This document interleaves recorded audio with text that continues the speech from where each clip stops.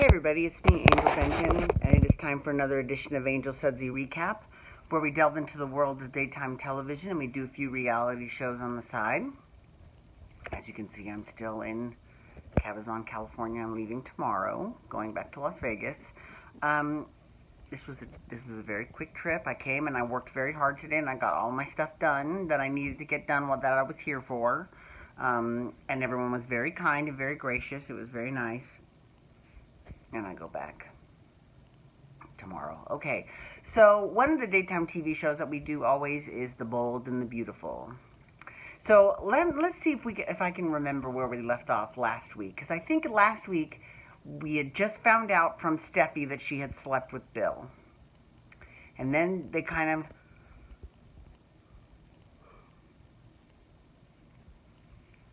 Actually, I don't think she had said it was with Bill. I think that the way it ended was with Liam, because they had this big, huge fantasy sequence with Liam's real-life little boy, who is pretty cute. He's adorable. He is really super cute.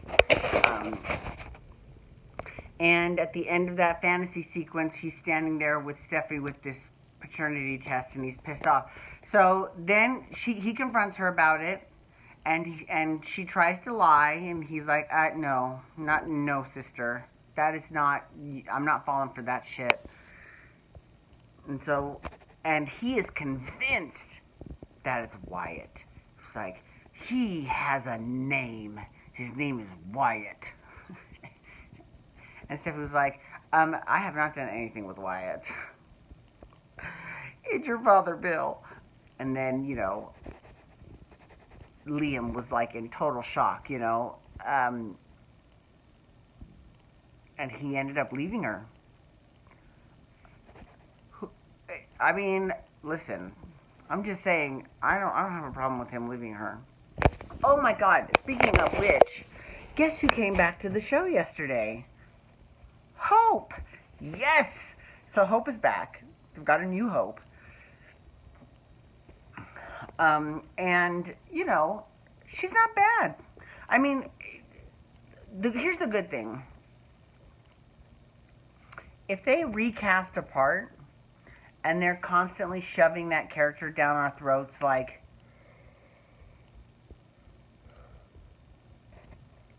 sorry, but they could easily totally do that with, who was it on Bold and the Beautiful that they could...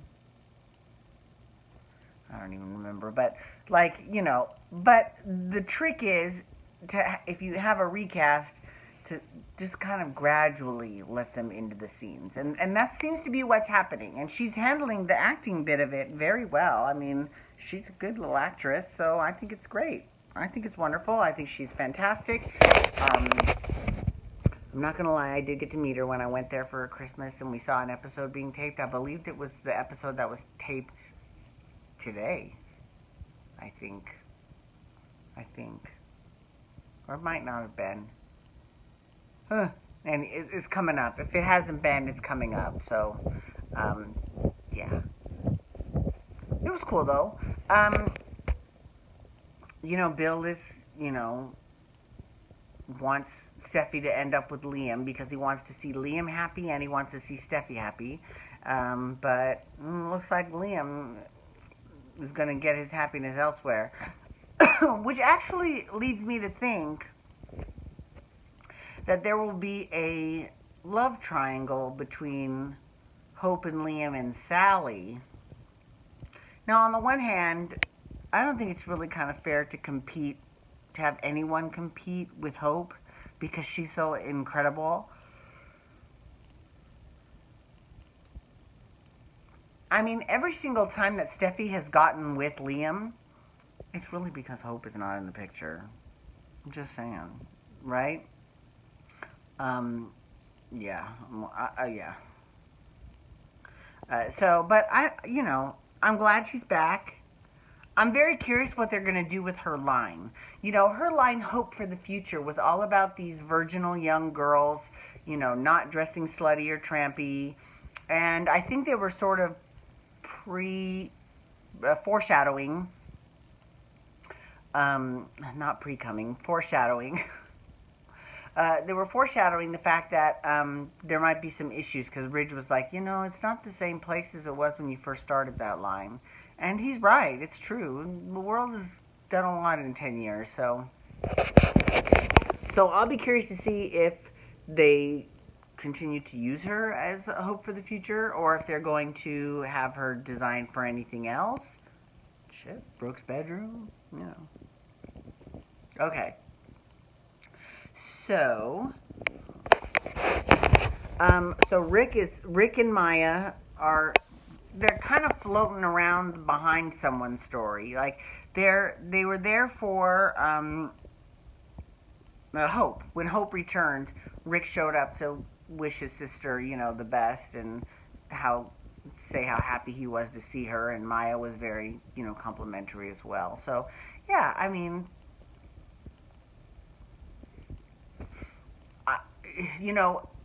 Maya convinced Rick that he needs to not confront Ridge about sleeping with Quinn. Okay, or kissing Quinn. I mean, like, here's the thing. This was, in terms of soap world, this was forever ago. And B, they have both moved on to other people. So I don't know why anyone would want to borrow trouble about that, right? Now, if you want to take that little tasty tidbit of knowledge that you have, and you want to keep that in your back pocket until you can use it, like let's say, for example, that, I knew that Ridge and Quinn kissed, right? Now, if I use that to have Quinn promote me at Forrester to be like a VP, then that would be one thing. But, I don't foresee anyone using this information. But I know this is exactly the kind of information, this is the kind of shit that Sheila is dying for, but she's sort of been off the canvas lately. I mean, she's really been off the canvas since the whole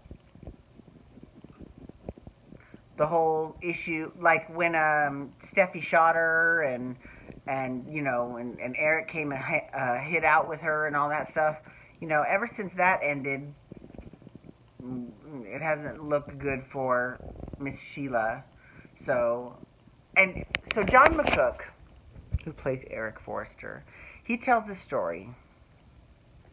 And it's a great story. It's how he was, on his way to his car from work, and he gets in the car, and there's a bus that comes by, and the bus stops right next to his car, and the bus driver, tells him to roll his window down. So he rolls his window down, and the bus driver's like, "Sheila's back." And he's like, "Yes, she is. She's back on the show." And she's like, "You've been warned." And then she closed the door and drove off. I love that story. I think that's hilarious. That is so funny. Yeah, I think it's great. So we'll definitely see what Sheila's got in store. I hope something good. I hope. Maybe they could have Sheila kind of mess with Thorne or get with Rick or maybe manipulate Hope somehow. Maybe that's exactly what Spectra needs. Maybe Spectra needs like some sort of competition. Like I know that Forrester is the main competition, but they distribute Hope's line, so I think it might be a better clash because their personal styles are so different. Even though their personality types are actually quite similar, but their personalities are their upbringings very different. Excuse me.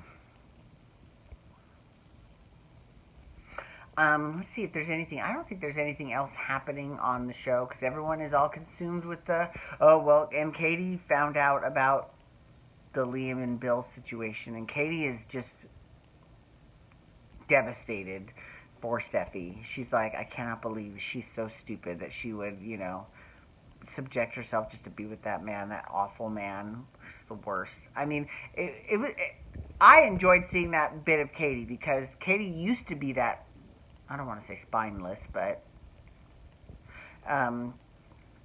Yeah, I definitely think I'm really excited to see what happens with her and well with Katie and how does Katie fit into this whole secret, right? We'll see.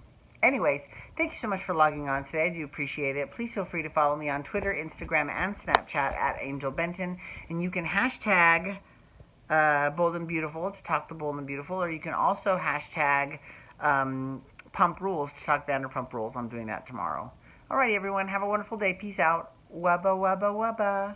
Oh, and you know what? You can also hit that subscribe button on my YouTube channel to get my YouTube videos sent to your email inbox every single day. Okay.